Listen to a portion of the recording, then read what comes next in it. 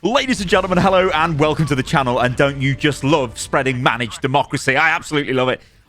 This game is just so much fun. There's just so much fun in this game. I love it. All right, so I've actually got a bit of news here. So if you look in the bottom right-hand corner of the screen here, personal orders are back. And this one is great. This is kill 100 enemies with the strafing run from the Eagle. This is awesome. Now, actually, what is happening here is major orders are being re-added back into the game. So, essentially, you should be getting a new major order every day. And yeah, this is footage from me just trying to complete this. I did actually complete it in this mission. It was an awesome mission. It always is an awesome mission. But anyway, this is taken from the official Discord for Helldivers 2.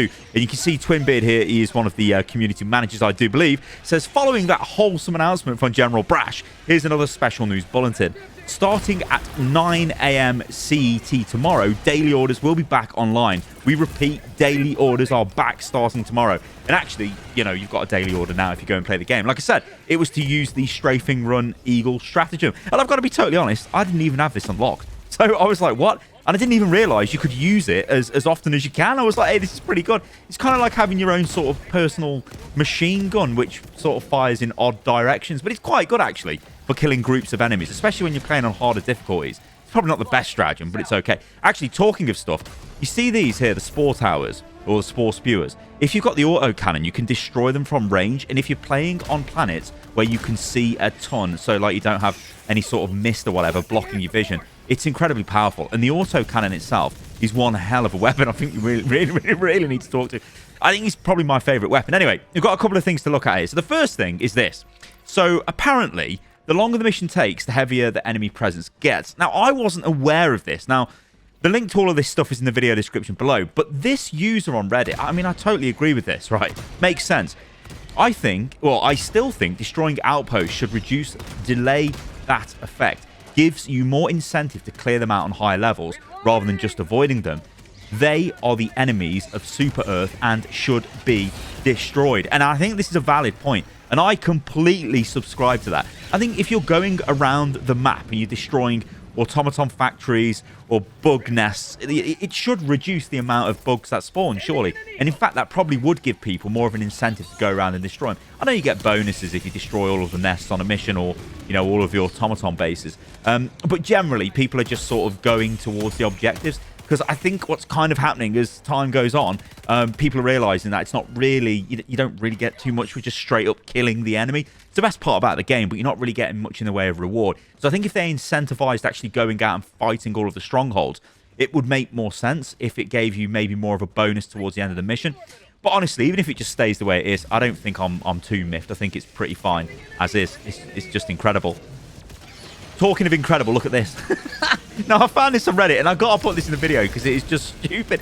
Like, I don't bottle it, but I get really flustered sometimes, especially if it's an extraction and maybe we're being pushed hard by the bugs or whatever. I'm just spamming it. I'm like, oh. The worst thing is when I need to drop down, like, like if I try to drop down a new support stratagem or something that I'm not dropping down a lot, I just forget the order and I get really confused and I end up, it's not great. Anyway, this is, I think, every Helldiver's dream.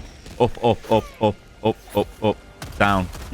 I'll take that any day of the week. Apparently, this user says that they failed it twice. I mean, that's just unlucky in every single way. The other thing as well about the autocannon, seems to be a bit of a theme, the autocannon here. You can use it to get rid of bug holes. You can just literally shoot bug holes. And you can shoot factories with it as well. And it blows them up if you fire into the air vent. It's also super good against... it's just good against everything, but obviously it bounces off armor. But if you're firing it into... Sorry there. I blew up my own teammate with a grenade. That's what happens when you have the impact grenades. They're quite lethal. But yeah, if you're firing it into armor, the autocannon, yeah, it does ricochet off. But if you're firing it into weak spots, it's actually pretty strong. And I think this is an underrated weapon. I mean, I've been using this a lot. It's by far my most used weapon. And for a while, I was like, you know what? I probably need to go back to using... Well, not even go back to, but start using the bloody railgun all the time. Just because, yeah, you know, when you're playing on harder difficulties, you do need to kill things. You know, like this charger here, which is chasing me down. And all of that good stuff. And the autocannon, you're not going to fire that at point-blank range. And, you know, you need to get it... You need to try and hit them from below. But honestly, for everything else, this weapon is actually goated. I think it's really, really good. Because, I don't know, it's just super powerful. Use more autocannon, ladies and gentlemen. That's my advice. Okay, I've got something else I want to show you here, because this is mad. So, this, I don't know if this is actually happening because I can't verify it myself, but a ton of people are talking about this now. So apparently, if you've got a PS5 host, it causes other players to do bonus damage. But apparently, the user on Twitch, Maplewood TV, has been doing some research on this topic, and there's a Google Drive link. I don't recommend going to that link or clicking on Google Drive. Links on the internet can be dodgy as hell. Anyway, evidently, when a lobby is being hosted by a PS5 player, Bile Titans are reliably 2 to 3 shot by railgun, but when hosted by PC, it takes upwards of 12 shots. Can anyone else test this? Is it true? Like, what is this? Getting a PS5 host, is that the new meta?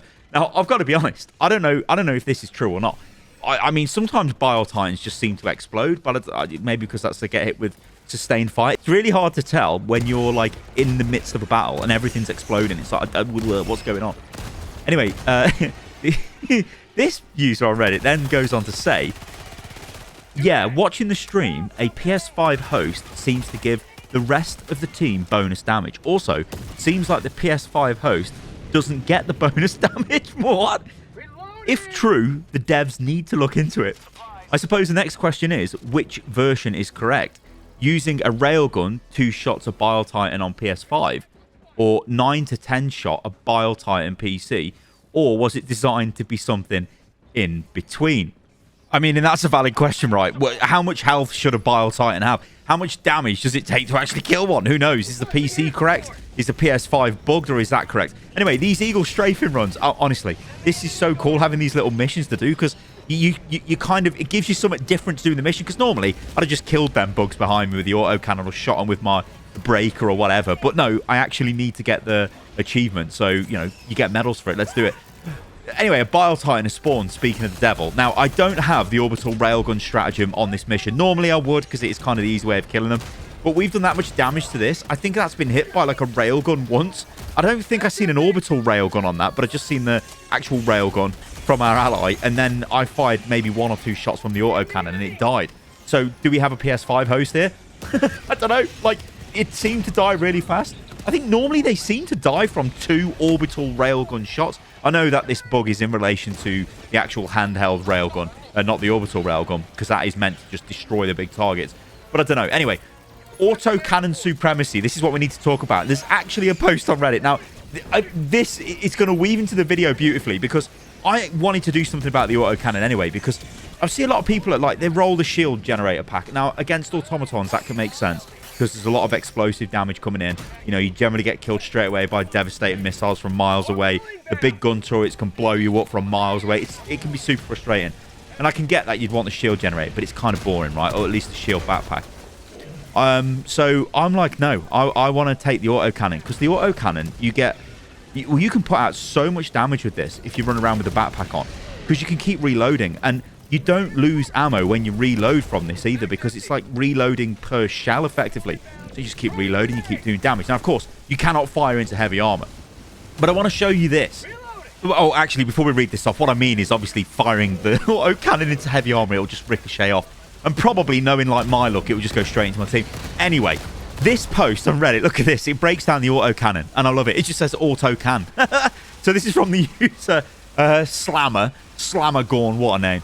I say this, look, clear fabricators, so the bot fabricators. You can blow bug holes up with it. Yeah. Illegal broadcast tower, blow it away. Spore spewer, blow it away. Dropship objectives at insane ranges. I mean, if you fire into the underside of a dropship, you'll just destroy, like, all of the light bots as they're getting dropped. It's so good. 3 taps and stun locks on any bot devastator variant. 3 taps on tanks, turrets, and other heat vent exposed points. 2 taps to Hulk faceplates. By the way, I think it's quite hard to hit the Hulk faceplate, but yeah, it does 2 tap them. 1 tap on Scout Striders. Yeah, it might be a bit overkill for them, but they can be annoying. But you can generally shoot the actual bot riding the Scout Strider on the head. It's only a little bit, but if you've got a weapon that's fairly accurate as your primary weapon, like an assault rifle of some variant, you can kind of just take them out for free almost. But the autocannon is like the easy way of doing it. 2 taps on Stalkers. You can rip up the underside of incoming dropships. Yeah, that is super powerful. Stun locks and high DPS on Hive Guards, Warriors, Commanders, and Spewers. I think I keep calling the Charger the Commander. I don't know. I get confused by him. I think the Charger's the one that charges with the heavy armor. Whatever. The big bug with armor. Accurately supports swarmed teammates at incredible distances.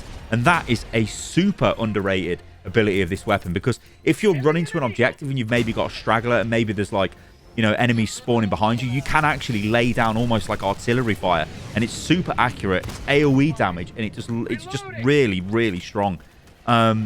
Reasonable solo reload with half magazine reload capacity. Yeah, that's awesome. And 60 shots per stratagem. 10 in the gun. 10 times 5 round mags in the backpack. Now, what I want to say about this bad boy thing as well is I've actually found that I'm not really running around. I do pick up the ammunition when I need it for the autocannon, but generally you can almost make it to the next cooldown of the actual stratagem, so you can like bring yourself down a brand new autocannon and a brand new backpack and pick those up to reload your ammo that way.